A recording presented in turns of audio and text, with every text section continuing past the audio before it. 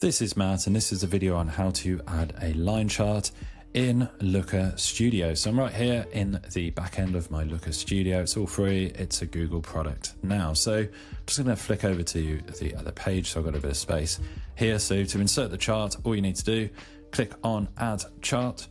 It will open over here. So we are now looking for line. We've got combo, we've got stats. Depending on what you want, there's a whole bunch of different line charts. Let's just go with this one right here. And then we have to select where we want to actually insert the chart. So let's just put it there.